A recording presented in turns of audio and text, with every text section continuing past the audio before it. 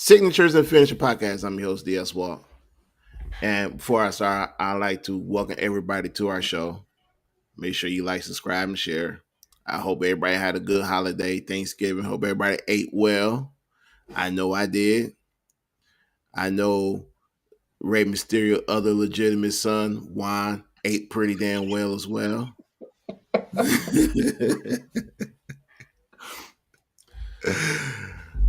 But my proper Spanish name is Jaime. Thank you very much. It's Jaime. Jaime, okay.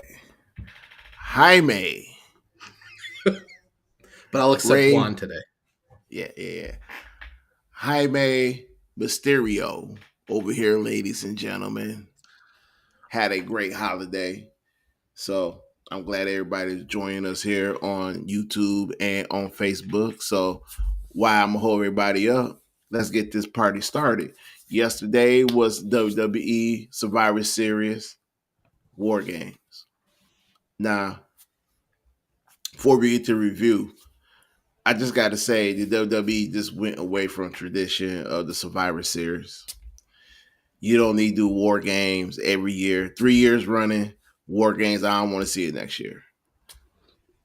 3 years running, and we get lackluster product in War Games. Just go back to the old school Survivor Series. Let's get teams versus teams. They gave you an old school Survivor Series on SmackDown that nobody watched.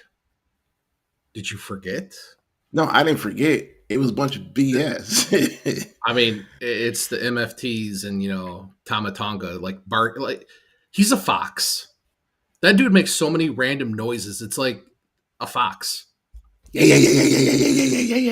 Like he does that. He barks. He does like all sorts of weird stuff. He's basically a fox. He is, and he's one of my favorite guys because he do that. Yeah. I like that. He got to add a little character to his character. The problem with Tama Tonga is he's not long for the MFT thing. He's the only other star that group has, and they're not going to leave him saddled with the rest of those guys because those guys aren't going anywhere. They're going to have to pull him out and do something with him, and they know it. Well, the problem with Tama Tonga is that he has his two brothers with him, and I don't think he's going to lead them. I think them three as together might lead Solo and JC, but yeah, Tama Tonga is a star. Jeff Cobb coming to WWE was just dumb. Like, well, no, it wasn't dumb. The problem I have with it is how they using them. It's just like with everything else. How you using them? He doesn't have a big enough personality, and he's not good enough in the ring to do anything on his own.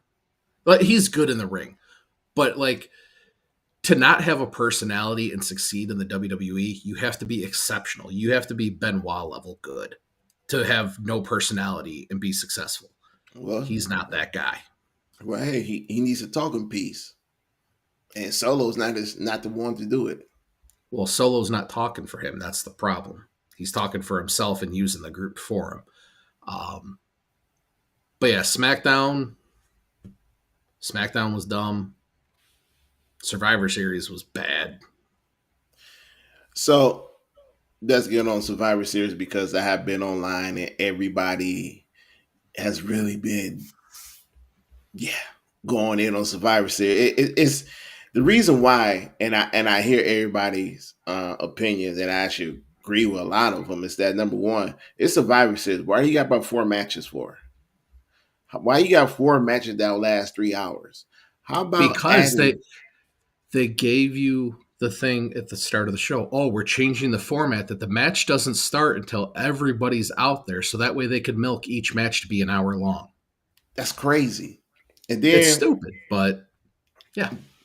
So you get 4 matches where if you're paying $30 for the ESPN app, but even better, if you were at War Games in San Diego, California, and you sold out 45,000 people, 4 matches not enough. You could have added easily 3 other matches.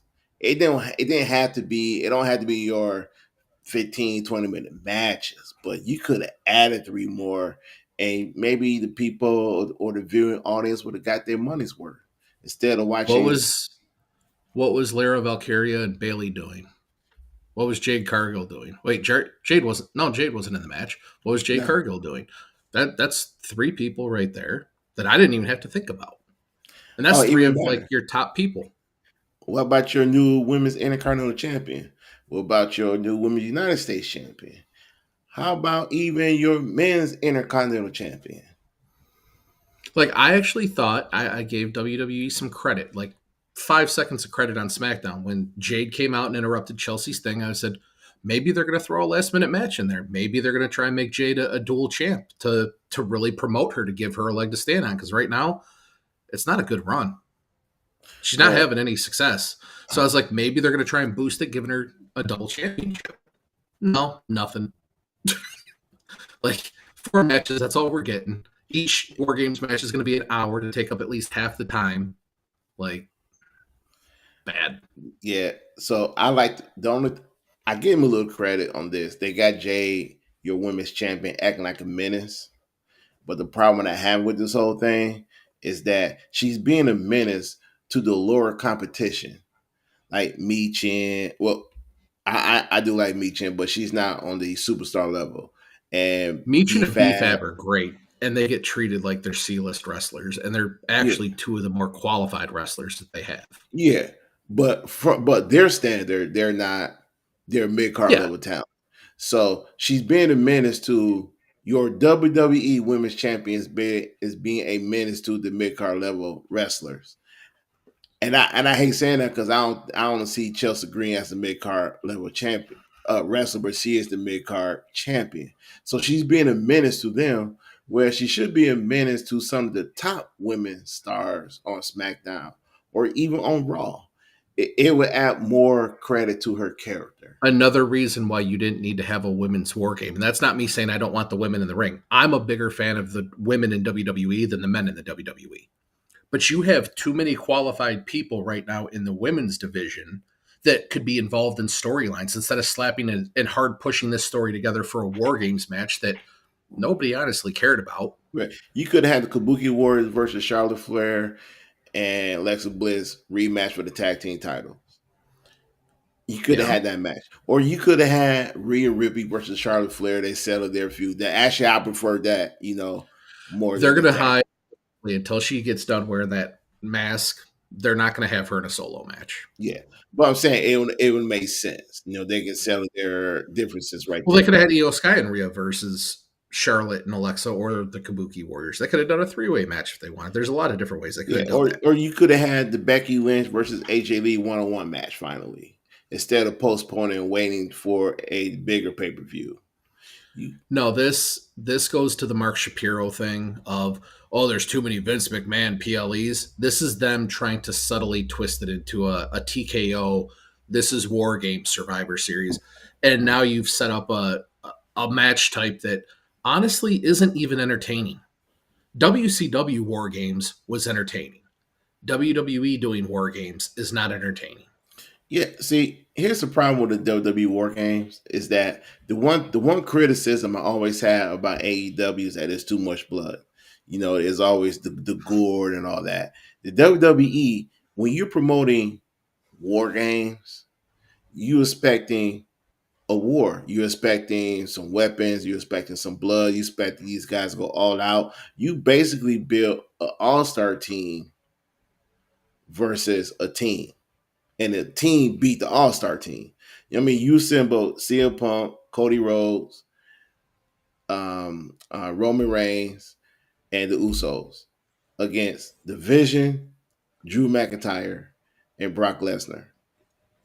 You assemble an And All Austin Star Theory. team, and well, yeah, yeah. We are. I think that's the worst kept secret. We all knew it was Austin Theory behind the mask.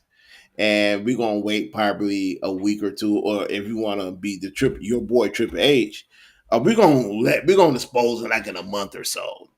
Oh yeah, it's probably We're gonna go gonna to the end drag of it the out, year. but you assemble an All Star team instead of a team, and it was no blood, there was no weapons. In the women's match, there were weapons and a little bit of blood, but in the men's, Well, at no, least they learned from their mistake last year and didn't let Bronson Reed climb to the top of the cage and jump off. No, we let Io Sky did that with the garbage can on her Well, I head. mean, that's kind of like the staple. Even Michael Cole was like, "Hey, we knew this was going to happen at some point." Like Yeah. that was the And only highlight of Survivor Series was her jumping off the top of the cage and Liv Morgan coming back. no, that's the one that highlight. The highlight when she did this. I mean, when Io Sky wrestles, I just have a smile on my face. She's a little ball of energy and she just loves what she's doing. And I'm pretty hard to impress. That's a character flaw. I've said it before. I'm not an easy person to impress. When Io Sky wrestles, I just have a smile on my face. Io Sky is a genius in the sky, and she knows how to entertain the viewing audience. And not only that, like you said, she loves what she does, and you can't diss that, man. I mean, the joy and love, the passion that she has for wrestling. You see it in her matches. You see it when she comes out. You see it in her entrance. You see it on her face. So yeah, I enjoy Io. Another highlight was actually, I want to say, the gear, especially Charlotte Flair, where she paid tribute to that young girl that she's real close with who's battling cancer. That's a heartwarming um, shout out to Charlotte for that. Um, the women war games, in my opinion, was better than men's war games. 100% better, in my It opinion. was, and the sad fact was that's probably the worst women's war games that they've had. And it was still better than the men's match. We can also make a case in the 3 years they had war games, the women war game has been better than the men. It's always better. Yeah, it's always better. Yeah, So I expect it to be better because you have more talented wrestlers wrestling more talented wrestlers. The yeah, women overall are willing to do more things than what the guys are. Whenever they put them, like Io, who will jump off the top of the cage. You put Chelsea Green in there. Look at what Chelsea did in the ladder match last year at Money in the Bank. Like you put her in there, the entertainment level would skyrocket. That's what they're missing is why isn't Chelsea Green involved in those matches? You put her and Io in there, and you're going to have a 10 level match.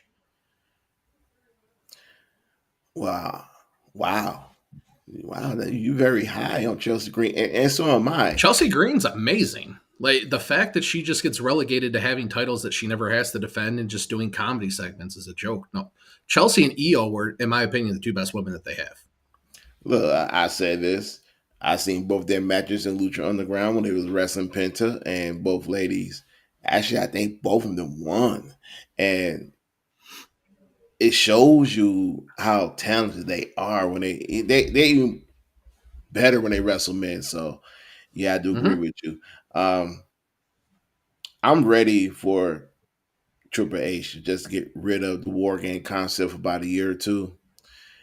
You need to make it special. War Games needs to be a special attraction.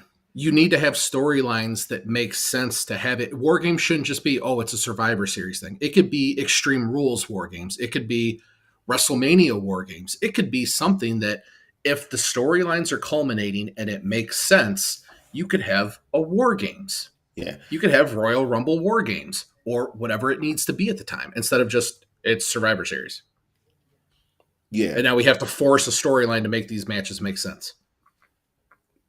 yeah. And to me, like when WCW did their war games, top notch, one of the best ever every year. Making it a special attraction to me is taking that next step, evolving. Like for example, like I know you hate the Money in the Bank situation. The Money in the Bank should never be a pay per view. Money in the Bank was a prop. It should be an attraction. Money in the Bank should happen only exclusively either at Royal Rumble or WrestleMania. You don't need it every year. You don't need it to come out and say, well, he got a full calendar year to cash in his Money in the Bank. No, no, No, because they never take the whole year to cash it in. No, put it a specific timeline. You have to. So let's say if you win the Money in the Bank briefcase in January, you have two WrestleMania to cash it in. yeah. Well, I'd give them 6 months because you've already got King of the Ring, which is a guaranteed title shot for winning King of the Ring, and then you've got Money in the Bank. Spread it over 6 months. Who says you have to fight for the title at the very next pay per view because you won King of the Ring? I'm king of the ring, or queen of the ring. I get to call my shot in the next 6 months, Right. January to June, and then July to December. Yeah.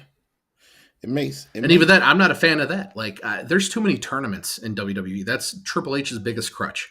Hey, I've run out of ideas for right now. Let's just have a tournament for something. no. It's not that they don't have too many tournaments.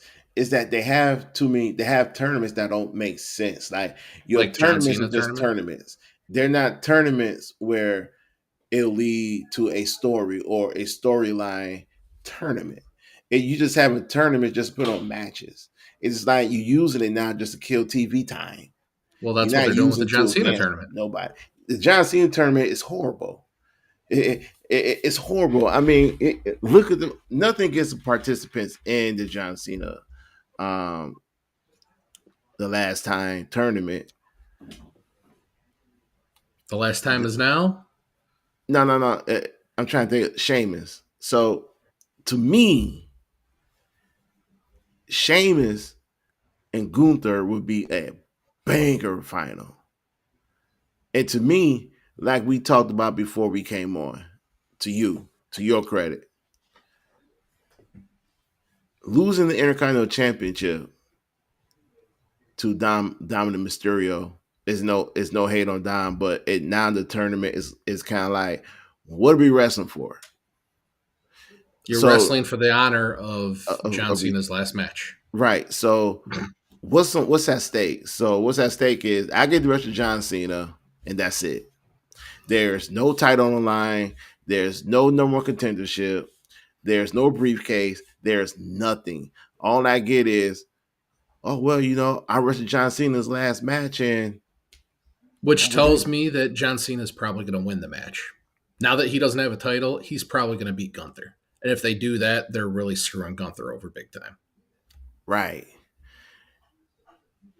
I was hoping in this tournament where it would be someone of a NXT or someone in that men's locker room on Raw or SmackDown would get the opportunity not only to be in Imagine the if it was tournament. Penta and John Cena. Oh, that'd be a great match. Just putting it out there, Penta and John Cena for the Or Ray IC Phoenix title. with John, or Ray Phoenix with John Cena. Well, I'm just saying the people that were in the tournament, even Rusev. Again, you're getting it. The problem I have, well, there's a lot of problems with the whole concept of it. Is just stupid. Um, but you have a tournament, and it's all the same usual names: Jay Uso, L.A. Knight. Like I was saying to you before the show, I'm tired of seeing L.A. Knight on TV, and this isn't a shot at L.A. Knight. I thoroughly enjoy L.A. Knight. I think he's great, but it's always we're going to get up to the finish line with him, and then we're just going to pull him off. Like it's a bunch of buildup for no payoff ever because they refuse to do anything of significance with LA Knight. Don't even have him on TV anymore because you're not going to do anything with him. He's there That's as he's your workhorse. You can put him in there. He's going to do whatever you ask him to do. He's going to do it at a high level, and then you don't have to do anything. You don't have to give him a belt. You don't have to do anything because we're just going to screw him over as usual. So I don't even want to see LA Knight on TV because nothing of significance is going to happen. But you had WWE. Rusev, Penta, you had all these younger guys that could use a push. If you're using John Cena as to put one of these guys over, Penta, Rusev. I would say Penta because Penta would be something that John Cena hasn't had before. And the dude already is a showstopper. He's already got a huge following. You put the IC title on him, beating John Cena, winning the IC belt. He's going to go into next year, potentially upper mid card, or even if they wanted to, push him into a main event of WrestleMania. Clearly, they're not going to do that because they've already made up their minds and all their marketing and everything else. They're going to run with the old guys again. But it's just the dropped ball, and it just shows that they have no forethought, no big picture thinking. Everybody gives Triple H all this long-term storytelling. He has no long-term storytelling. He just doubles back to old ideas and then tries to pay him off with slight little things like that. He's a very much week-to-week guy. And that's the problem with the show.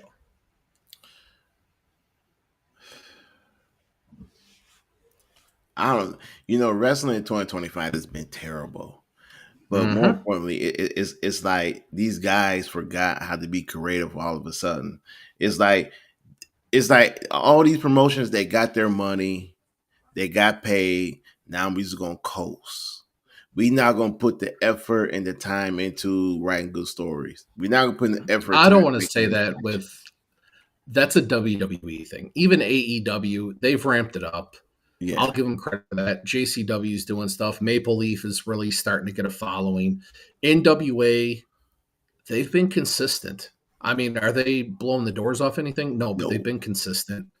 And they're trying to get their TV stuff locked in. TNA is being run by WWE. Let's just call it what it is. Like And they got their TV deal. they're basically just going to be floating in the water. There's not much hope for TNA at this point. No. TV deal or not, there's not much hope. They're just a WWE run company now. The problem with another problem I see with this tournament is that why are we about to? We're on the verge of getting a repeat of Jay Uso versus LA Knight. We've seen this song and dance already, and even before then, Rusev has no reason to be losing to Jay Uso. Jay Uso should not win over Rusev. Rusev needed this victory more than Jay Uso because if Rusev beat Jay Uso, that would add more credit to his character. What did I just say? They're just rehashing all the stuff they've done this year. You're going to have Gunther and Jay Uso, and like you, this was a perfect opportunity, even for like John Cena's old things. I want to see new guys come up and blah blah. You're not even doing that. You're just rehashing the same boring match. Jay Uso is not a good wrestler. Just call it what it is. If they came out right now and said, no more frog splashes, no more super kicks, no more spears, he would have nothing to do in the ring. No. He would throw his stupid little punches that don't even look like they connect on TV, which makes it even look worse. The only person I would say is a worse performer right now than Jay Uso is Becky Lynch. You know what? I'm not even going to diss Becky. You know why? Because in that War Games, Becky did a hell of a job. Becky to me was MVP because she basically almost carried that. Basically carried War Games with the women. She did her thing. I'm not going to diss Becky. I'm not going to diss Becky for the work she's been doing this past year. She put over Maxine Dupree. She been working her butt off with AJ Lee. I'm not going to diss Becky. Working her butt off with AJ Lee. She hadn't even been there. The two matches they what had. did AJ I mean the match she had, the first match they had, and then the War Games match. I'm not going to diss Becky. The only thing I'm going to say about Becky is that I don't want Becky to be in the title picture no time soon. She don't need the title. She has showed me that she can still be a top woman in the women's division without the title. You know, you want, like for example, like with Charlotte Flair as well.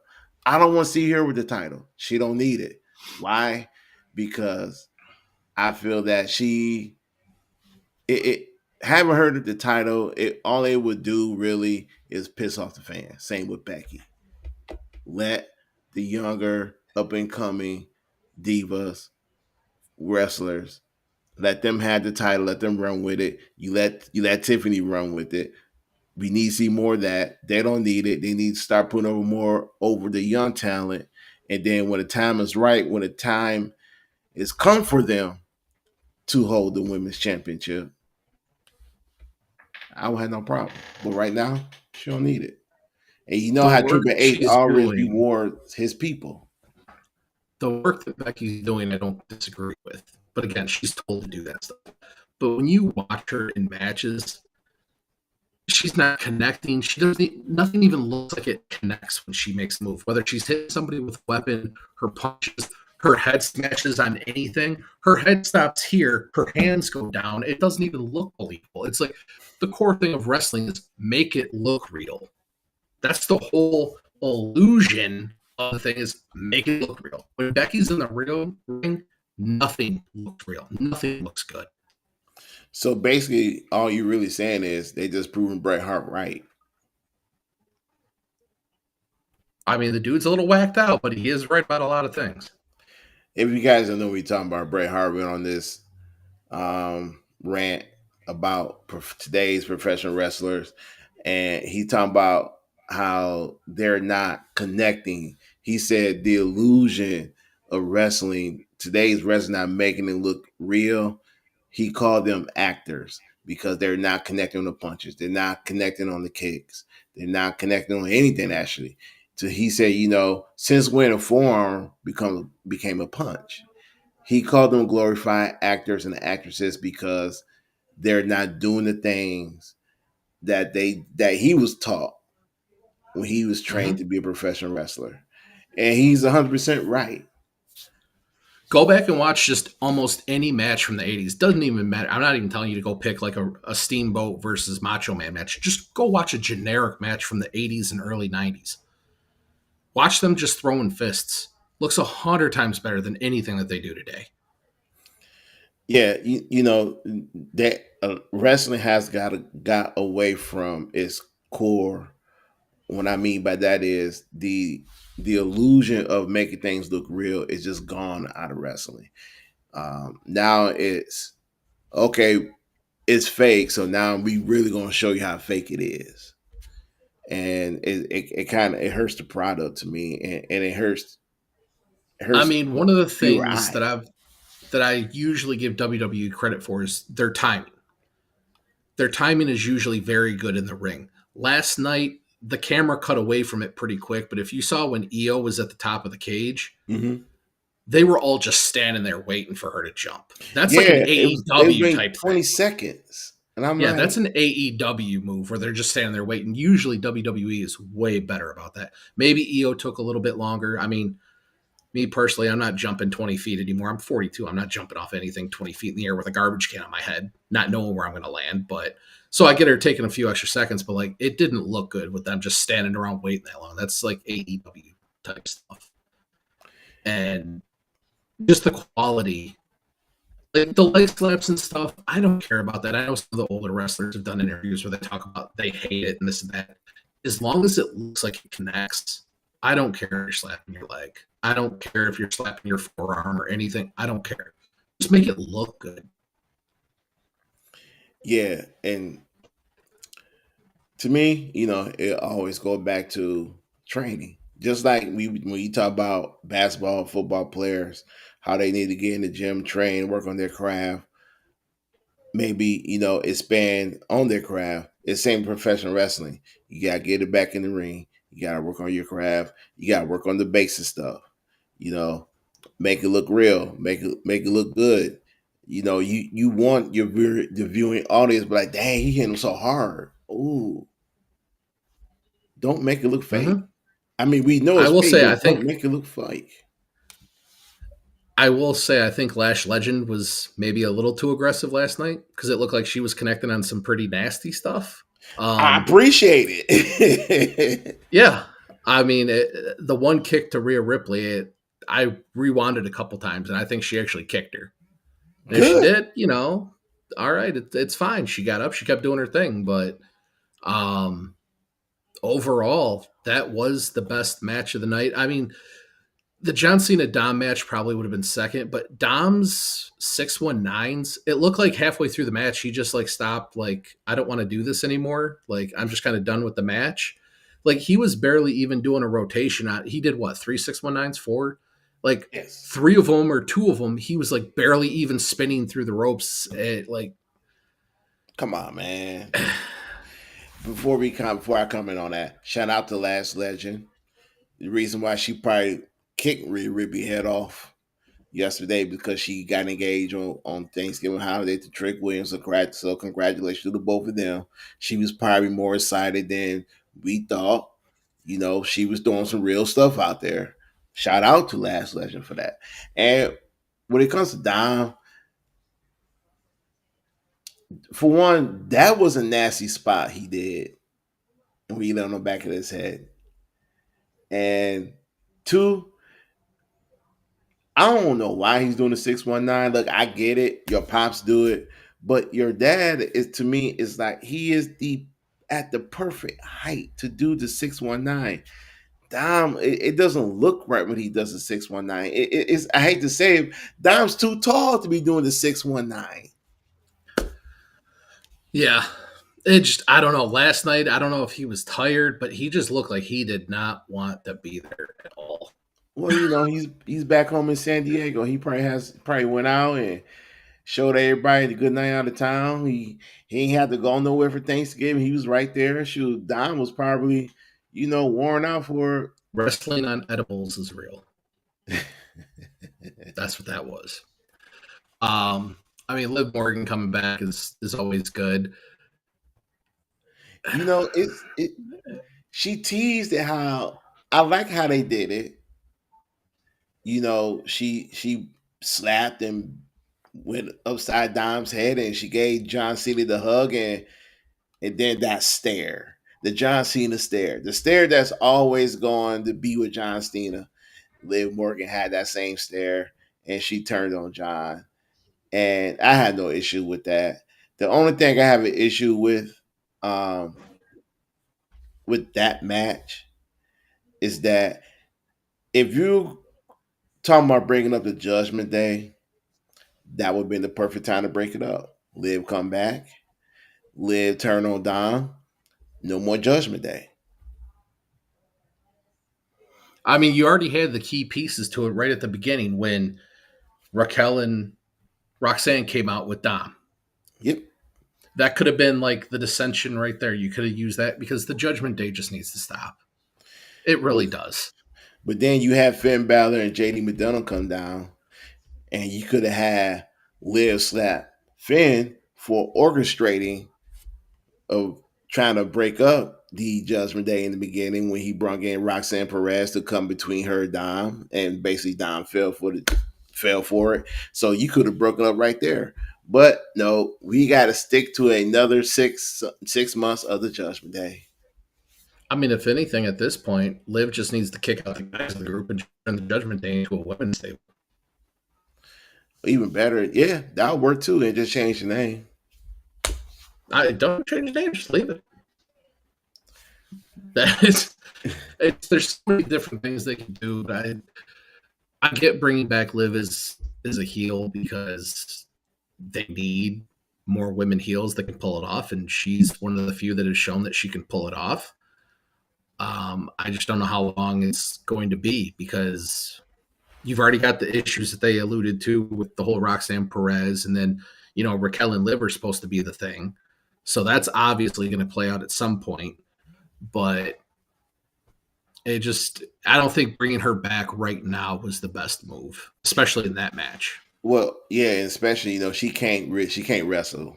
No, she's not even really cleared to Yeah, wrestle yet. So, um, and then I kind of want to see how she's going to take now that um, Raquel is going to get a push, or somewhat a push. How would she feel if Raquel wins the women's championship? If she beats Stephanie, how would she feel about that? How would she feel that the Judgment Day in some sort of way moved on without her? uh-huh.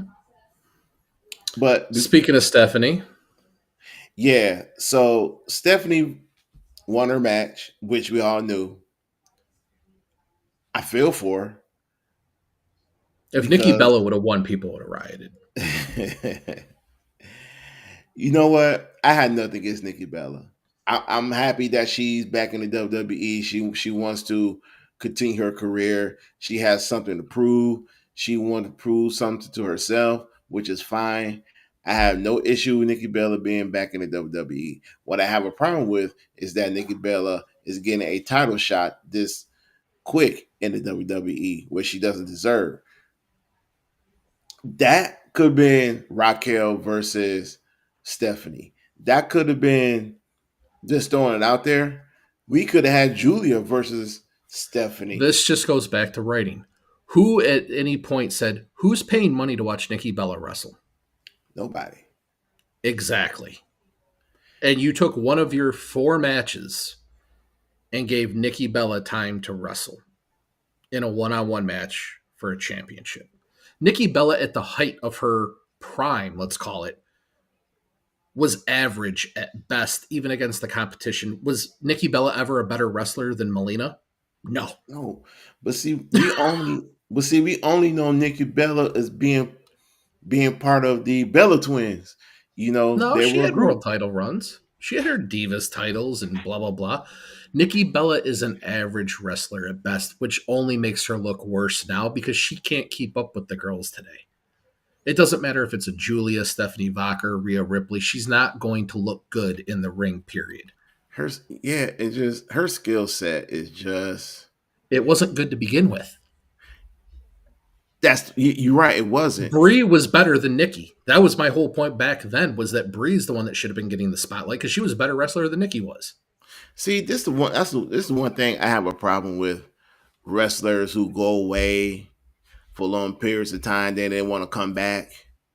What changed? Nothing changed. You know what I'm saying? Like, Well, she's got to you, pay Artem like $3,500 a month. She needs money. well, if you keep your hands to yourself, we wouldn't be having this problem. But it's when you go away for a long time and you come back, it's like, oh, I want to come back and I want to get back in the WWE. Do you work on any type of skill set? Do you develop new moves? Do you work on your craft? Because I mean, I know they do at the performance center, but you got to develop some type of new skill set to keep up with today's wrestlers. The stuff you did in the past, it's not going to work. And like you You're said, talking to the she's an person. average wrestler. You're talking to the person that hates the old people back, not because they're old, but because you're taking up time and space from people that are actively doing this, trying to get to that main star. Again, you took somebody's opportunity that does this on a week in, week out basis that's trying to get to where Nikki Bella once was, where AJ Lee once was. AJ Lee took 10 years off and decides now, oh, I want to wrestle now. And now she gets treated like royalty. What you did back then was great. So far, since you've been back, you've done nothing. You sound terrible on the microphone. Your matches, they have to be group matches because in a singles match, you would get exposed for not knowing what the hell's going on anymore. Well, Like, again, go. yeah, that goes back to that 10-year layoff, and my only thing is since Nikki and AJ, I think this was AJ's second match. What type of training she's been doing? That's the whole point I'm Mm-hmm. talking about. What's your endurance? How you been working on your endurance? How you work on your cardio? How you develop new move skill set? With Nikki Bella, it's the same stuff I seen. Oh, when she was back in her heyday, nothing changed. Yeah, that's what I mean. Why does anybody think that? Do you think any money made off of ticket sales was to see Nikki Bella wrestle? No, no. Do you think you might have had people that might have been Roxanne Perez fans that would say, I want to go pay to see Roxanne Perez wrestle? Yeah. Yeah. And that's why I said I feel bad for Stephanie because they gave her an opponent who is who's not ready and who didn't deserve a title shot. Just because you turned on me and you hit me with an elbow to my face doesn't mean you deserve a title shot. It doesn't mean that you get to be on the card at Survivor Series against me for my No, title. you disrespect her that much harder and just say, okay, I'll get you back later, but I got something else to attend to. And you give somebody else that. That's how you play that story out. Oh, I'm going to get you. Don't worry, I'm going to get you. But I have to deal with this person first who's getting a title match, not you. You don't get a title match just because you wanted to hit me. And it's little Or things like that with storytelling of, oh, she elbowed me out of nowhere, so now there's a title match. And it's like, really, do you guys just put this into AI and just say, if this happens, what should be the end of the result? Oh, title match. Like, come on. I just, man, I hope. I'm sorry, ladies and gentlemen. My voice is all cracking up. And what I'm trying to say is that I hope they don't do Stephanie Vicare like they did Julia. Don't play her on her title run because she's very skilled and she's well deserving of the title. So don't play her. Don't Well, do they're not wrong by doing that. her and give her Stephanie's some already got to quality defend the opponents. title. Hmm? Julia didn't. I said they're not doing that because Stephanie's got to defend the title. Julia didn't even get to defend the title. Man, Julia was on TV for 2 weeks. Mm-hmm. 2 weeks Like, in the ring. I had somebody send me a message. They're like, for being a fan of wrestling, you hate on WWE a lot. I'm like, yeah, because I'm a fan of wrestling. And when something's garbage, I'm going to tell you it's garbage. And what WWE is putting out is just a steaming pile of garbage because they've seen people are still going to pay because they're wrestling fans. Unless you stand up and take notice that they're putting out a crap product, they're going to keep putting out a crap product. I mean, last night was a perfect example. Those tickets were going for how much money do you think? I'd say nosebleeds were probably at least $75. And you got Yeah. 4 So matches. I don't know how much it was. So they did say that uh, they had sold 35,000 tickets until they announced that John Cena was be on the card, and they opened up 10,000 more, and they sold out for 45,000 people. So yeah, if when they add John Cena to the card, I guarantee you those cheap seats was more than $75. And that's what I'm saying. I'm downplaying it. Like $75 for cheap seats. And you went and saw 4 matches, 4 subpar matches. And I don't even want to blame the performers because, again, this is the producers that produce the match. Hey, we're going to do this, we're going to do that. You went about as tame as you could possibly go on every match. Yeah. I hear, some people say, "Oh, Triple H is playing it safe." Yesterday wasn't safe. Yesterday was bad. That was Yesterday was just milking it. We're just milking the money. yeah. Knowing that, it's kind of like their process is, well, you know what? Let's just make it to the end of the year, and then with January of 2026 come around, we will throw them something that they'll like. That look at who they've already promoted for WrestleMania. It's the same group of old guys for WrestleMania. Oh, and by the way, nice to remember that you have a women's division that you could advertise for WrestleMania, by the way. Oh yeah, I was going to get to that. I enjoyed that commercial. At least I enjoyed the tease of the glass with the olive in. Who's could be joining? Oh, Liv Morgan. I honestly I liked the commercial, The and commercial's fine, except Triple H just finds another way to make himself the center of attention. I mean, Do you again, think it would be more impactful if you did maybe what the guys did and have each of the women talk for a commercial instead of you doing it for them? Like they don't know how to do it? no. What would be more impactful is if he then wasn't even involved in the commercial. I mean, 100%. But that's not going to happen because the guy doesn't know how to get off the TV. But Well, no, yeah, but I'm not 100% gonna blame this on Triple H. I'm just gonna say this, man. Like for TKO to sit here and doing the things they doing, and the face of the WWE is your chief content officer. That's just a bad look, man. So you're basically saying that the women, the men, the wrestlers in this company are not worth being the face of the company, but a guy who sit behind and the guy who's sitting in the gorilla position is the face of the company, not the wrestler. The guy who's sitting in the gorilla position in the main chair is the face of the WWE. Not Cody Rhodes, not Roman Reigns, not CM Punk, not Braun Breaker, not Rhea Ripley. I'm just naming wrestlers, ladies and gentlemen. But Triple H is the face of the company, not the wrestler. Once upon a time, I remember in sports, the top Michael Jordan was the face of the NBA. Wayne Gretzky was the face of NHL, not the owner, not the general manager, not the coach. The men or women who's out there putting their bodies on the line, who's performing, are the face of the company, not your chief content officer. He can't be the face of the company. All right, Susie. I heard a body slam back there. oh, that was the front door. Oh, okay. I'm like, dang. She just chanted her inner Ultimate Warrior. No, that was front door. Okay. Um, no, story wise, you always have to have that person of power, and that's the other issue I have with Triple H always being the face because like That's supposed to be Nick Aldis, and that's supposed to be what's his face? What's the other guy? Adam Pierce. Adam Pierce. Yeah. See, forgettable because half the time he's not even around anymore.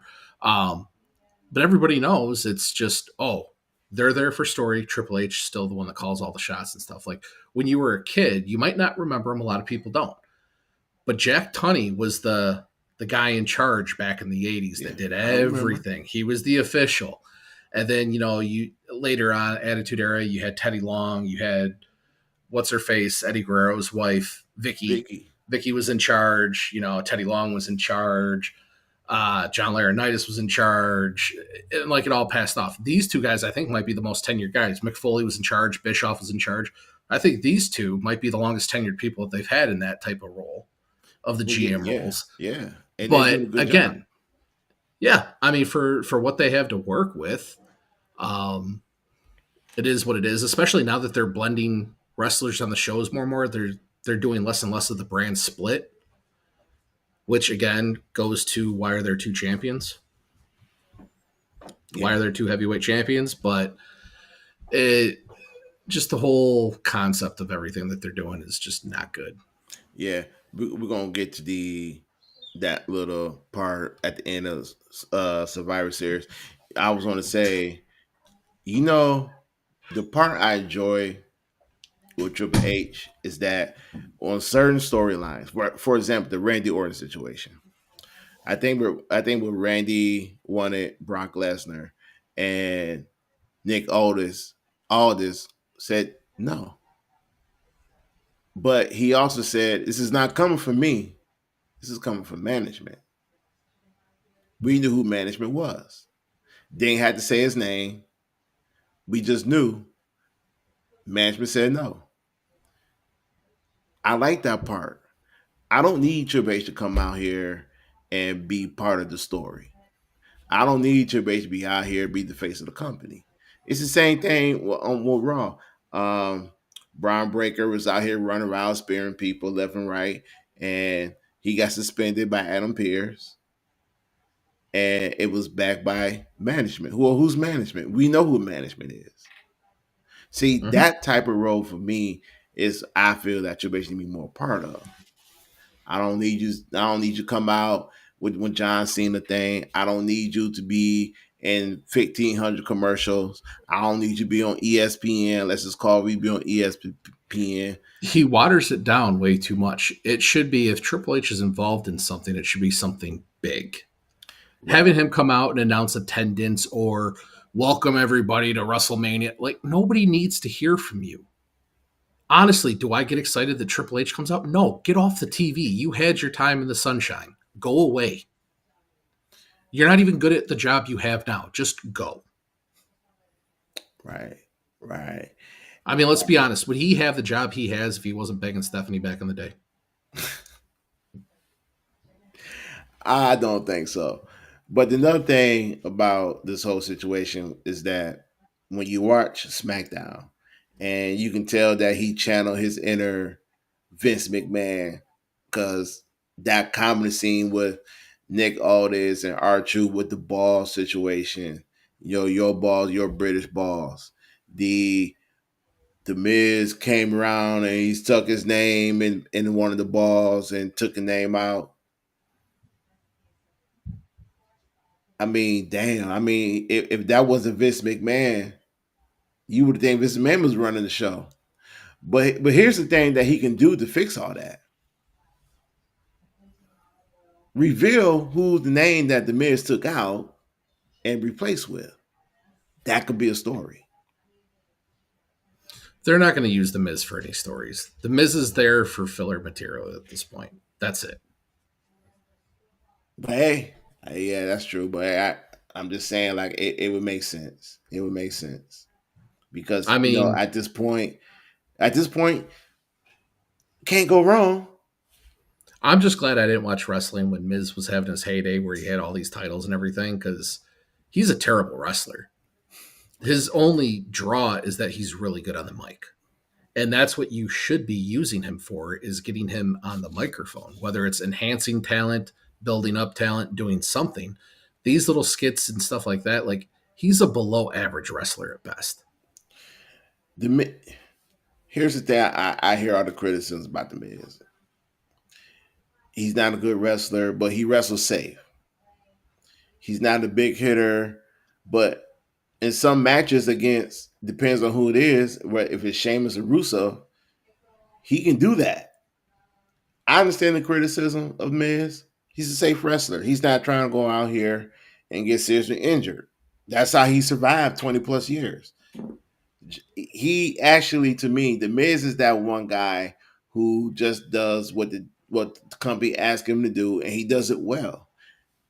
And that's how He's he the dollar became. store version of Randy Orton. Yeah, and that's how he became a two-time Grand Slam champion, and that's why he's going to go into the Hall of Fame. Which is sickening to think about. But here's the thing: I always say this about the Miz. The difference between the Miz and most wrestlers that we like and watch is that they were built. Excuse me, they were trained to be wrestlers, or they were born to be wrestlers. The Miz was not trained to be a wrestler. Yeah, he was. He just stopped at the real world first. You know what I mean? Like he wasn't. I mean, he got the same type of training. He probably got even better training because he didn't just have to go to a genuine wrestling school. That's what I mean. Like, he got OVW. He got, like, all of that treatment. Did he go to OVW? Pretty sure he did. If it wasn't OVW, it was FCW, Florida Championship. Because I just kind of thought he just jumped right into the WWE.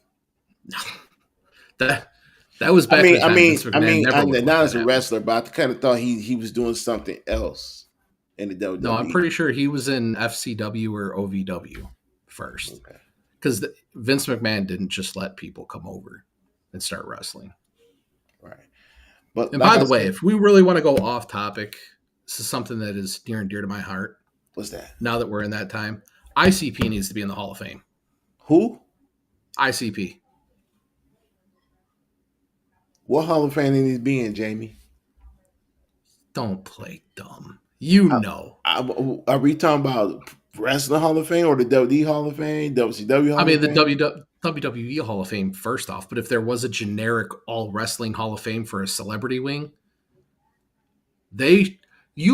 tell me one person in the celebrity wing of the WWE that deserves to be there more than ICP. Logan Paul? No. Bad Bunny? Logan Paul was no.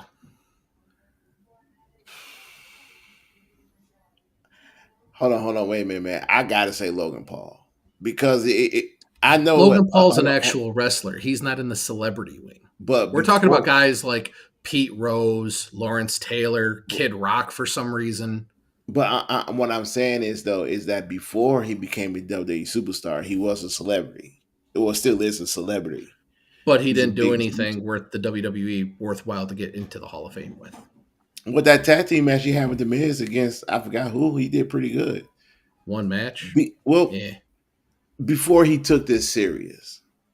That's what I'm saying. Yeah. For a celebrity wing, ICP wrestled in WWE, WCW, ECW, TNA, has their own promotion.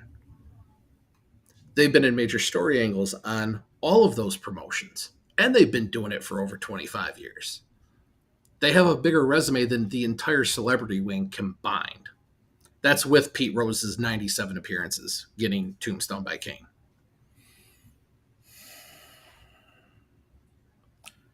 I don't know. I mean, to me, because they made their appearances, and I think they started WCW, made their appearance, and they did it. They hit it off. People loved them. They developed a relationship with Vampiro. They developed more relationship with other wrestlers to the point where they started their own wrestling company. So, yeah, for that reason, yes, they do. But mainstream, I don't know. If it was just... It's a hands down. Lawrence Taylor is in the celebrity wing of the Hall of Fame for one match. Yeah, because... And like 3 appearances. But think about it, though. I mean, those were handpicked by Vince McMahon. Kid Rock is in the Hall of Fame for what reason? What did he do? That's why when they announced him, I was like, "What did this guy ever do for wrestling?" Besides, he did a live performance for the Undertaker's intro one time, And but made a he's in couple there. songs for the Undertaker. That's it. Well, he didn't even make it for the Undertaker. They just licensed him for the Undertaker. They weren't Well, made for him. well, yeah. I, But I yeah, don't know. I don't they know. deserve to be in the Hall of Fame. Period. Well, since the WWE do owns WCW and everything else in that That's what I'm involves saying. WCW, They own they're not ECW. going to They get own him. WCW. You go back They and watch ICP stuff with Rob Van Dam. It was fantastic. But see, now you got that point where you got to say, hey, Paul Heyman needs to be, you know, promoting ICP, Maybe. campaigning him getting in the Hall of Fame. I mean, we I see know a it ton of the work. wrestlers love him. A ton of the wrestlers still love them. They're like they're great guys and they pay well. Well, if they want him in the Hall of Fame, start campaigning him to be in the Hall of Fame. There is. I actually joined a Facebook page. You know, my rare appearances on Facebook. I actually You don't joined a make group appearances that on says Facebook. ICP belongs in the Hall of Fame group. I'm actually in that group because I believe it should happen. If you look at their Hall of Fame wing or their celebrity wing, and you look at all the names that are in there compared to their small contributions compared to what ICP has done, it shouldn't even be a question. It's almost at the level if you were to allow a celebrity wing to be the main event star of a Hall of Fame induction, ICP would be it. Hmm. Okay. All right. We'll see where that goes. I'm not saying they don't deserve it. I'm just saying that, if everybody wants him in the Hall of Fame, and they did work ECW, that's the type of thing where Paul Heyman should be championing them to be in the Hall of Fame because of the work they did for him ECW. So we'll see. So let's finish the show with the big rumor that was let out this week about at the end of Survivor Series War Games, you will see who will be in the main event of the WrestleMania. Now we all had theories. Everybody had, the maybe it'll be Roman Reigns against Brian Breaker, or Sami Zayn versus Cody Rhodes, or CM Punk versus. Everybody had their theories.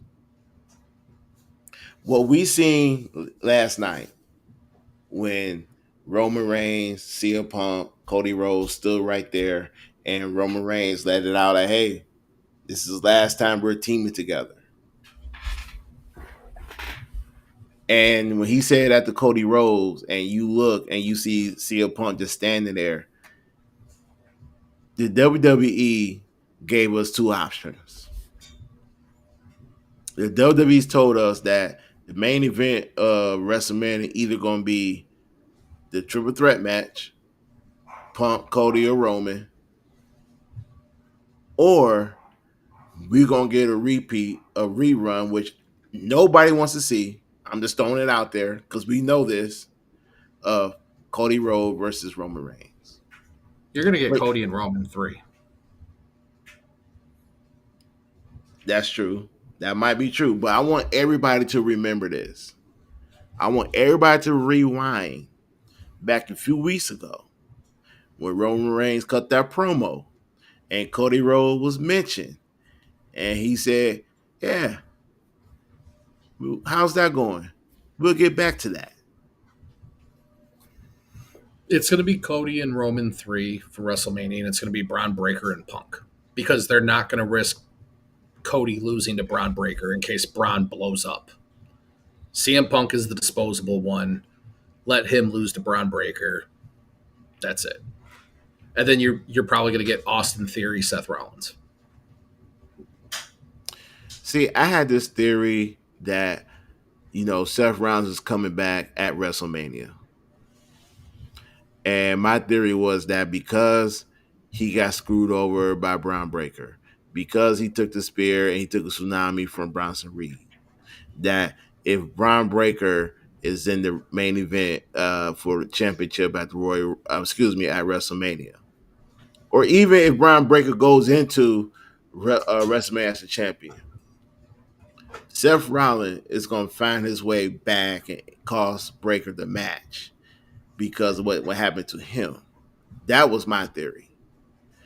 Or I had another theory that since Seth Rollins lost and he never got a rematch, he would want his rematch. That only works when the person's still the champion. The belt's been tossed around. Right. But, I'm just saying, since he had to get the title up, he didn't lose it. He will try to, be like, hey, I had to forfeit the title. I never lost, never got pinned, never submit. I deserve my shot at the title. Or I thought he was going to cost Braun Breaker. That was my theory. But Cody and Roman 3, I can sit here honestly say, I don't want to see it because I already seen that song and dance. Yeah, but they don't care because those are two people that still make them money, and they're going to beat them until they're literally dead in the ground. True. You right, Juan. But here's the problem, though.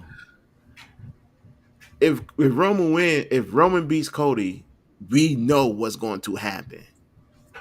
We not gonna see Roman every time on SmackDown. We not gonna see Roman. What's his schedule? So I think like if Roman, what is it like? Roman disappears the day after WrestleMania, and you don't see him to SummerSlam. Yeah, it's the Undertaker schedule. That's all it is. Right. So why would you even put the title, even thinking about put the title back on him, knowing that A, the fans gonna hate it. Two, the SmackDown won't have a champion, a full-time champion. Why? Because they did it for 4 years successfully because people kept paying to watch it. Yeah, and look, I understand he's a special attraction, but your your champion, he has to be present on TV. Not saying wrestling on TV all the time. He has to be present on TV. No, he doesn't. He was champion for how long without being in there? 90% of the time? Yeah, 95% of the time. But yeah, it just Yeah, you just have Paul Heyman walk out there and speak for him, and everything's hunky dory or whatever, and move on. yeah, That's but what I now mean. you don't have that. No, they would just put somebody else in his place, whether it's Jey Uso or Rikishi. Hopefully, they don't bring him back because I don't see any value in bringing Rikishi back in any capacity. I keep saying they should have brought Haku back when they were trying to do a bloodline versus bloodline thing. Haku would have been the perfect person to bring in. Well, I don't think they'll bring Rikishi back because he's been a voice of displeasure when it comes to how Well, it's his. because Jey Uso is the greatest wrestler of all time, and we somehow don't seem to acknowledge that fact when I'm like, I see the same three moves 55 times a match. Like, that's his entire move set. Well, that in, he made some comments about Roman and, how he didn't like how the WWE did the bloodline situation where I think many times you said it, I said, everybody else said it. If you're going to do a bloodline story, you got to involve the entire bloodline. Like, you can't have Nia Jackson, Tamina, and Naomi. You just can't have them out there not be involved in the storyline. Yep. I've said that from the beginning because you literally have actual family members there, but because they're women, they don't get acknowledged. Yeah. Only Tamina's still just sitting around doing nothing, getting paid to do nothing. Only at the Hall of Fame where I seen Nia Jax through the ones in the air where Roman Reigns came down to induct Paul Heyman into the Hall of Fame. She was the only one. That was it. Naomi didn't really do anything. I think she's still pissed on how Roman treats Jimmy. And Tamina's nowhere to be found other than chilling next to her cousin, The Rock, in their new homes. But look, I know there's a section of wrestling fans who would mind seeing this match. I'm not saying that Cody versus Roman won't be a good match. It will be a good match. What I'm saying is that we don't need to see this match because we know the outcome of this match is going to be. And either way, whether Roman wins or Cody wins, We all lose it. We all lose. Special attractions need to be special attractions. Prime example, Even the Brock Lesnar. Undertaker. It's a special attraction. Yeah. Even the Undertaker, his last 3 years, it was like, just go away. Just stay away. We don't need you to come back 4 times a year. Then, it became twice a year and then once a year. You don't have it anymore. Just admit you don't have it anymore and walk away. And I'm glad he has since done that because his matches were getting worse and worse and worse. Roman's not at that point yet. He's considerably younger than The Undertaker was at that point. But again, Roman, he's not charismatic. He's getting the love of what was built with Paul Heyman. That's it. And that's kind of why they need to keep bringing him back so often. If Roman was gone for 2 years, he'd get a pop for the first, once or twice he came back, but then it would quickly die off. Because there's not a lot of substance to him at all. It's not like a John Cena coming back where every time he touches a microphone, you're jumping out of your seat or anything like that. Like, there's not anything special about Roman Reigns. He's an average wrestler with below average mic skills. I think, for you and me, and for people in the wrestling community who thinks like you and me, no, Roman is not going to get that pop from us. But the younger generation of wrestling fans, they get excited when Roman returns, and it's true. Roman, okay, prime example, Brock Lesnar is a special attraction. Brock Lesnar, he comes there, he's have fun, do his job, and when he does Jamie, he leaves. We don't see Brock Lesnar, about 4 months. We don't Brock see Brock Lesnar can Lesnar also physically manhandle people, which is what makes him a special attraction. Nobody believes Roman is that big. Last night, even at the end of the show, I was actually looking, I'm like, Roman's lost a lot of muscle mass. Like, Cody looks thicker than he does now. That's a problem. This is supposed to be one of your unstoppable guys that can beat up Brock and blah, blah. Like, there's nothing believable about Roman. That's always the problem I've had with him is even when he was in the Shield, he was supposed to be the big enforcer of the Shield. He was barely bigger than Seth Rollins was. And even now, it's like you look at him and he looks smaller than Cody. Well, I mean, muscle. I have a predetermined disposition against Roman of how hard he was shoved down people's throats to be loved. Well, and now everybody's acting like he's the greatest wrestler of all time. And he's terrible. Well, he is absolutely atrocious. Well, yeah, that's going to stick with him because, Vince wanted him to get over so much that we were forced to see his first 7 title reigns and yeah, and he gets credit for having this long title run where he defended the belt 26 times in 4 years. And half of that was against Kevin same Owens. 2 people. Yeah, the same 2 people. Kevin Owens, Jey Uso, and who am I missing? Like, people could turn around Brock and say Lesnar. John Cena did the same thing. John Cena had to defend it against Edge and Randy Orton because there was nobody else at that level for him to wrestle. WWE, when Roman was champion, had probably the most stacked roster that they've ever had. You had Finn Balor, you had Kevin Owens, you had guys like that ready at their disposal at any time that they just didn't want to do anything with. Or they'd put him in the match just to make Roman look better. Because again, Roman's not a good wrestler. He's really not. And that's not even trying to be harsh. Like, he's the same as Jey Uso. All of that whole bloodline clique, they all do the same moves. They don't do anything special. The Rock is probably, honestly, the best wrestler out of the group. Who? The Rock. That's not by a lot. No. That's The Rock's a great entertainer. Was he the best wrestler? No. And remember, The Rock and Roman don't do super kicks. But there's another element. It could be a triple threat match. He could ask CM Punk. And my whole problem with the triple threat match is, with me, if you add Punk be the third wheel. Well, you're just rehashing matches you've already had. It kind of like he wouldn't even fit in this storyline because, he doesn't have a story with Cody. Roman and Cody have history. Cody and Punk don't have history other than their friends. So again, it's kind of like this past WrestleMania. Uh, CM Punk was the third wheel because Roman and Seth were the main two guys who had a story that need to be finished. CM Punk was the throw in. You do it again, CM Punk be the throw in of a story between Cody and Roman that needs to be finished.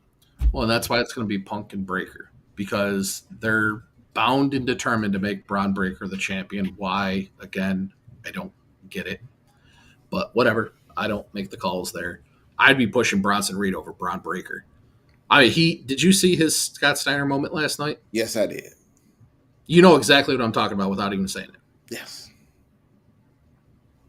Like, who puts their straps back on to take them back off? Like,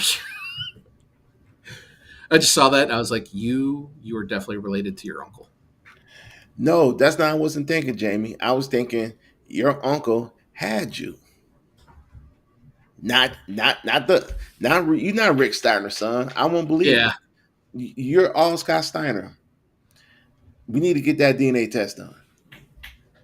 Like, I watched it and I was like, you can't be serious that he somehow thought that, like, I don't know if in his head he was like, oh, this is the camera's on me. I'm going to show him something. And like, you put your shoulder straps back on just to take them back off. Like, you could have done 2 more runs of the ropes that would have been more impactful than that.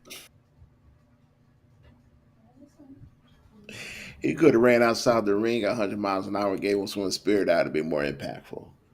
But hey, It is what it is. I mean, you just have to accept Bronson Reed's or Braun Breaker's going to get it, but I think Bronson Reed is infinitely a better option than Braun Breaker.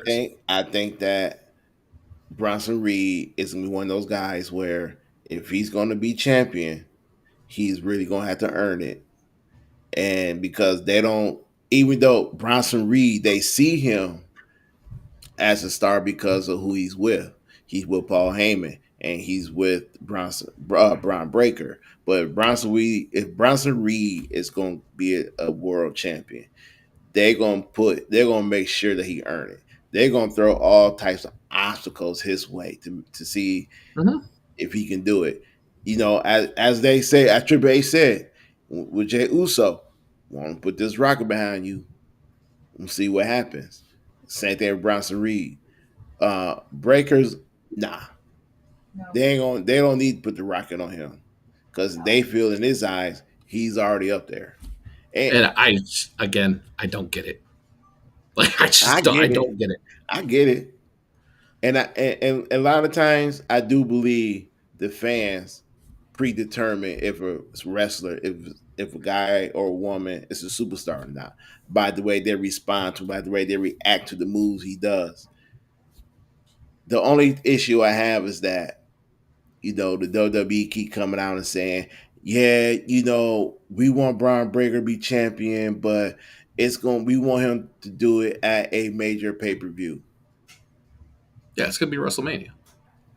Maybe Royal Rumble, and he loses it at WrestleMania. But yeah, so to me, I'm just being honest here. It makes sense for Royal Rumble because if you feel that strongly about someone and you really not in the mood, if you feel that strong about Braun Breaker of being the World Heavyweight Champion, being your champion, then you will put the title on him right away. You had an opportunity to do that yesterday. You had opportunity to do that. You didn't want to do it. You could have put him in the tournament to determine who would be the world champion, but you didn't want to do it at a certain main event.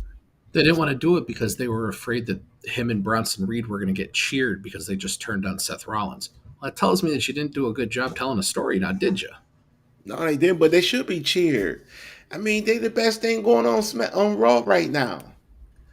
They're the best thing going on Raw right now. And that's hard to say because Braun Breaker can't really talk. He's no better talking than me. But what's the common denominator of that? Whoever's paired with Paul Heyman is always going to be the center of attention on whatever show because Paul Heyman is that good.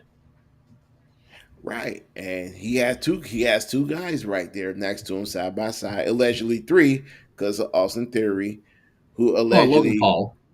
came Logan back. Paul Yeah, is definitely going to be part of the group for sure. yeah, who allegedly came back yesterday, uh, curved stomped CM Punk and super kicked him. Oh, it's Seth Rollins. I like that part. I like the part they gave the illusion that it was Seth Rollins. But you can tell it wasn't Seth Rollins by the way the guy is built. Seth Mhm. Rollins is skinny. This guy is big. He has some muscle defined. You can tell it was Austin Theory. Mhm. Well, that and they were clear that they wanted Austin Theory to be part of the group before Seth actually got hurt. So it just See, makes sense. see, this is what I call the Triple H full circle. Austin Theory was a Triple H guy down in NXT. He was built as the future when he came to the main roster. He was a United States champion and he won the Money in the Bank briefcase. Vince McMahon was gonna make that young man a champion until Vince got in trouble. Triple H comes, takes over, takes the money break briefcase away from him because there was no way in the world they was gonna allow him to beat Roman Reigns for the title. That wasn't gonna happen. Not even when, hey, you know what? We can have Austin Theory cash in. I don't know. Maybe on Drew McIntyre or maybe on Cody Rhodes. And if he loses, he loses. Let him cash in on Roman. If he lose, he lose. Don't take it away from him. Or even better, hey, I just cashed in on the United States champion. Why? So he had this rocket on his back. Triple H take that rocket from him by while saying Austin Theory is the future of the WWE. He's the future champion in the WWE. But you put him with Grayson Waller in a tag team, and he floundered with Grayson Waller. So you stunt this man's growth. You stunt his stardom. Then he goes away, and you bring him back, put him in the mask, not even put him with Paul Heyman. And where you could have made this faction, I don't know, Bronson Reed, Braun Breaker, Austin Theory, I don't know, you could have done this a few months ago. Hmm.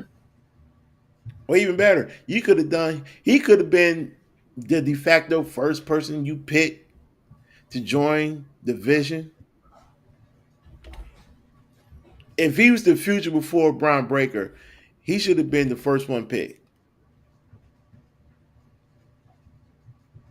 Am I any lies detected on this? No, Just no, saying. it's again. We talked about it a few weeks ago. If they want to make you a star, they'll make you a star. If something happens that they decide that they don't like, you'll get the Austin Theory treatment where you get stuck with somebody like Grayson Waller. Is Grayson Waller ever going to be anything in WWE? No. No. This guy fought John Cena at WrestleMania 39 and went over for the United States champion. Went over. Beat John Cena, what, in 5, 6 minutes? Not Hmm. even that really? Went over. But nobody talks about that. Nobody talks But yet about that. there's an entire tournament based around wrestling John Cena with no payoff. So that tells you all you need to know. Yeah. Solo Sikoa beat John Cena. Never gets brought up. Nobody takes Solo Sikoa seriously. I don't. I don't even think he's a good wrestler. He's the one that should be doing comedy bits. But Right. yeah, I mean, beating John Cena at this point because he's let people go over so much that it doesn't matter. It doesn't make a difference. Nope.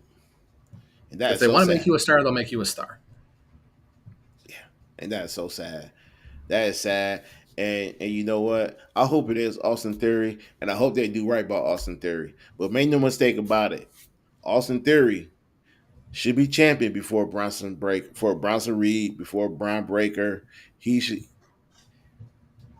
you just cannot put this man in a situation where he was being pushed to be champion only for that to be taken away, to be put in a tag team with a guy that you supposed to help elevate. only for him to get injured, he goes away, and you bring him back, and he's just gonna be that third guy. But yeah, this guy should be champion before Breaker and Reed. He beat Cena. He fought Johnny Gargano, one of his best matches on the main roster. Beat him, went over. This guy, you put him in a match with Pat McAfee as a test run to see what he can do. You put him in the ring with Stone Cold Steve Austin to see what he can do. Even though it was a comedy bit, the man held his end of the bargain. He did everything that was asked of him. But you give Jay Uso the Rocket. Gotcha. I'm sorry, I was talking out loud. I just want to make sense of a lot of stuff. Well, now you see why I say that the whole product is terrible. Yeah. It's, I mean, it's Austin Theory has more talent than almost the entire men's division, and he can talk. You very rarely get somebody that can do both, wrestle and talk. That's why John Cena's where he is, because he could do both. Steve Austin got to where he was because he could do both. Your biggest stars in the company of all time could do both. You had some guys that are stars, but did they get to those two guys' level? Hogan could do both. Macho Man could do both. Then you've got guys like Jake Roberts, who was a great wrestler, wasn't the best on the mic. You've got guys now, now. Miz can talk, not a great wrestler, but his ability to talk took him to where he is. Jey Uso, he can get the crowd hyped. Once the music cuts off, though, there's a big problem there. Yeah, it is. But yet they still keep pushing him. LA Knight, he can do both, but they just refuse for whatever reason to do anything with him. It's just disappointing that, it's just disappointing that you had a young guy who was supposed to fulfill his promise early, and you took that away from him. But now we're going back to the old school concept of who is a wrestler, what a wrestler looks like. To Vince McMahon, it was Triple H. It was Hulk Hogan. Now with Triple H, it's Roman Reigns. It's basically the same thing. Yeah, it's Braun Breaker. The Seth Rollins of the world. The reason why he's champion because he worked his ass off and he became a workhorse. The reason why